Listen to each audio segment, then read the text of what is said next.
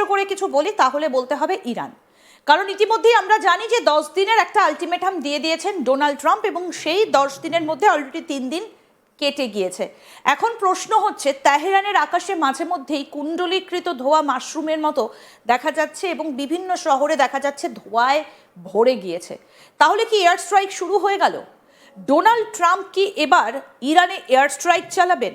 আমরা দেখেছিলাম যে কিছুদিন আগে গত বছরের এই আগস্ট সেপ্টেম্বর মাস নাগাদ আমরা দেখেছিলাম যে B2 বম্বার দিয়ে সেখানে রীতিমতো আমরা বাংকার বাস্টার চালিয়ে বাংকারগুলোকে রীতিমতো শেষ করে দেওয়া হয়েছিল। কিন্তু তারপরে আবার কেন, কি কারণে বারবার এই এয়ার স্ট্রাইক চালাতে চাইছেন ডোনাল্ড ট্রাম্প, সেটা হয়তো আজকে অনেকটাই পরিষ্কার। কিন্তু এখন প্রশ্ন হচ্ছে, এই এয়ার স্ট্রাইক জিনিসটা আসলে কি? তাহলে কি ইরানের আকাশে এয়ার স্ট্রাইক শুরু হয়ে গেল? আমরা এই পুরো বিষয়টা নিয়ে আলোচনা করব, তার সঙ্গে স্যাটেলাইটের মাধ্যমে কি চিত্র ধরা পড়ছে সেগুলোও আপনাদের সামনে তুলে ধরবো। আমাদের সঙ্গে এই মুহূর্তে সরাসরি রয়েছেন ভারতীয় বায়ুসেনার group captain Kaushik Sinha. Captain Sinha, আপনাকে স্বাগত জানাই আজ তাক বাংলায়। আমি শুরুতে একটু আপনার কাছ থেকে জানতে চাইবো যে এয়ার স্ট্রাইকটা আসলে কি, কিভাবে হয়? এয়ার স্ট্রাইকটা একটা প্ল্যান করা হয়, অনেক ইলাবোরেট প্ল্যানিং হচ্ছে এটা। আগে আমরা টার্গেট পিক আপ করি, কি টার্গেটটা কি আছে, তারপর ওর সঙ্গে টার্গেটের ডাইমেনশনটা দেখে আমরা নিজের একটা মিসাইল ফিক্স করি, কি এয়ারক্রাফট যাবে, কি গ্রাউন্ড অ্যাটাক এয়ারক্রাফট যাবে, কি মাল্টি রোল এয়ারক্রাফট যাবে, yeah missile it is a cruise missile, yeah it is a normal short range missile, depending upon কত অ্যাকুরেসি চাই, এগুলো সব ডিসাইড হয়। আর তারপর অ্যাট দ্য রাইট টাইম, যখন কি অপোজিশন সাইডটা সবচেয়ে লিস্ট এক্সপেক্ট করছে, যখন এক্সপেক্ট করছে না, তখনই এজ এ সারপ্রাইজ এয়ার স্ট্রাইকটা করা হয়। তো এটাই প্ল্যানিং আছে, অনেক ইলাবোরেট প্ল্যানিং এটা হয়। আচ্ছা, আমরা একটু ছবিগুলো দেখাই। আমি দুটো ছবি একটু আপনাকে দেখাই যে তেহরানের দুটো শহর রীতিমতো সেখানে দেখা যাচ্ছে যে ধোঁয়ায় ভরে গিয়েছে, কুণ্ডলীকৃত ধোঁয়া। এই যে তেহরানের পারানদের ছবি, এগুলো বিস্ফোরণে মাশরুমের মতো কালো কুণ্ডলীকৃত ধোঁয়া বেরিয়ে আসছে। এবং একই সঙ্গে আমরা আরও একটা জায়গার ছবি দেখাবো, সেই জায়গাটার আকাশ সেটাও তেহরানি। এই যে পারান্দ, এখানে দেখা যাচ্ছে যে রীতিমতো ধোঁয়ায় চারটে দিক ভরে গিয়েছে। পরের ছবিটাও যদি একটু দেখানো সম্ভব হয়, যে সিরাজ, এখানে আমরা দেখছি যে পুরো এলাকাটা ধোঁয়ায় ভরে গিয়েছে। এখানে কি কোনো রকম ভাবে টার্গেট করে কিছু করা হচ্ছে বলে আপনি মনে করেন? এয়ার স্ট্রাইক কি শুরু হয়ে গেল? না, এটা স্ট্রাইক, এয়ার স্ট্রাইকের না, এত ধোঁয়া হয় না। এটা বেসিক্যালি কোনো লোকাল ওখানে ফায়ার হয়েছে, ওটার জন্য এটা ধোঁয়া দেখা যাচ্ছে। এখন ডোনাল্ড ট্রাম্প 10 দিন দিয়েছে, যেটা কি মোস্ট প্রবাবলি স্যাটারডেতে শেষ হবে। ওর পরেই ও কিছু একটা প্ল্যান করবে, either limited attack or maybe full fledged war. তো এটা দেখা যাবে যখন এটা 10 ডেজটা শেষ হবে, ওর পরে কি প্ল্যান করছে ওরা। একদম। আমি একটু আপনার কাছ থেকে এবার জানতে চাইবো যে ইরানের সঙ্গে আমেরিকার এই যে রিলেশনটা, সেটা তো আজকের নয়, অনেক দিনকার। এর আগেও তো এই ধরনের বহু পরিস্থিতির মুখোমুখি হতে হয়েছে ইরানকে। এই জায়গায় দাঁড়িয়ে কি ধরনের প্রস্তুতি ইরান নিচ্ছে? একটা স্যাটেলাইটের ছবি একটু আপনাকে দেখাই, দেখাতে দেখাতে আমি আপনার কাছ থেকে এই বিষয়টাতে জানতে চাইবো। আমি স্যাটেলাইট ছবিটা একটু দেখাতে বলবো। এই যে ইরানের যুদ্ধ প্রস্তুতি স্যাটেলাইট ছবিটা ধরা পড়েছে, এর মাধ্যমে কি বোঝা যাচ্ছে আমি একটু আপনার কাছ থেকে জানতে চাইবো যে ইরান কিভাবে প্রস্তুতি নিচ্ছে বলে আপনার মনে হচ্ছে? দেখুন, এগুলো সব বিল্ডিং তৈরি করা হয়েছে। এগুলো বেসিক্যালি কি আছে, কমান্ড সেন্টার অ্যান্ড স্টোরেজ আছে এগুলো।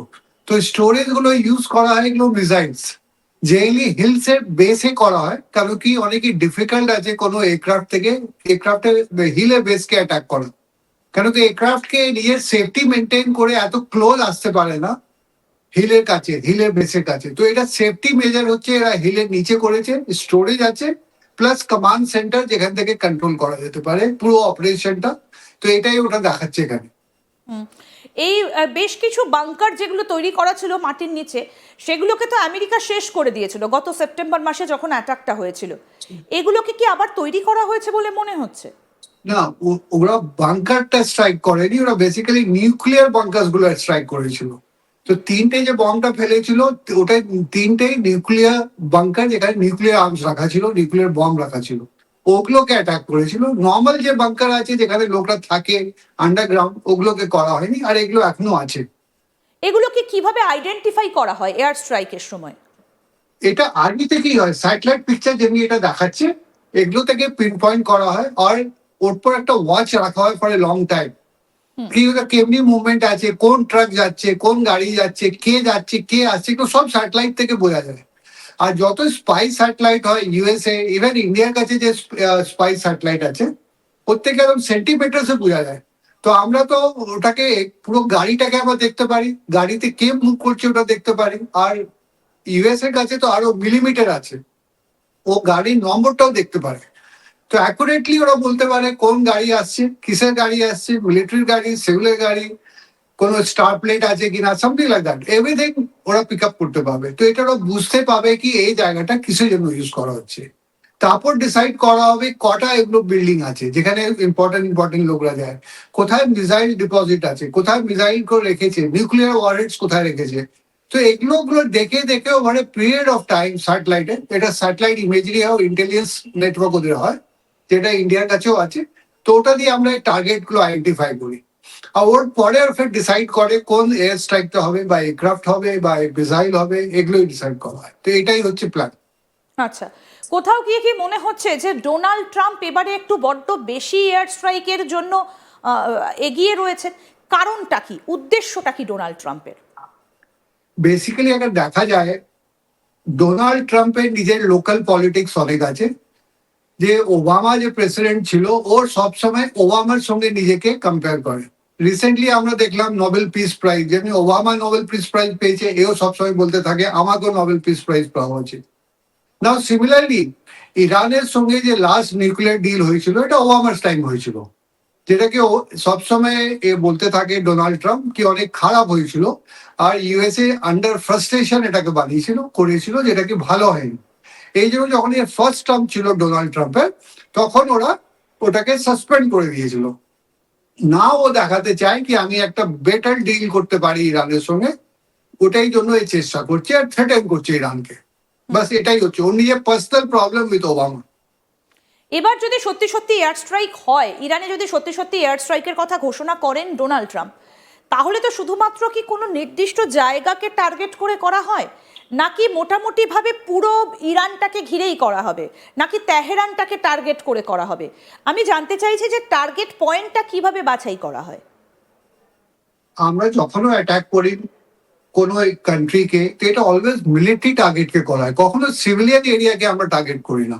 আমাদের এম হয় সবসময় মিলিটারি হাউসেস, মিলিটারি পার্সোনাল, ওদের যে ইন্ডাস্ট্রি আছে, মিলিটারি ইন্ডাস্ট্রি, এগুলোকে অ্যাটাক করা হয় কি সো দ্যাট কি ওরা আগে ওয়ার না করতে পারে, ওরা কন্টিনিউ না করতে পারে। তো কোনো পুরো ইরানকে অ্যাটাক করা হবে না, পুরো তেহরানকেও অ্যাটাক করা হবে না। অলরেডি ইউএসএ নিশ্চয়ই টার্গেট আইডেন্টিফাই করে দিয়েছে, আর নিশ্চয়ই মনিটর করছে কি ওখানে কি হচ্ছে আর কি হচ্ছে না।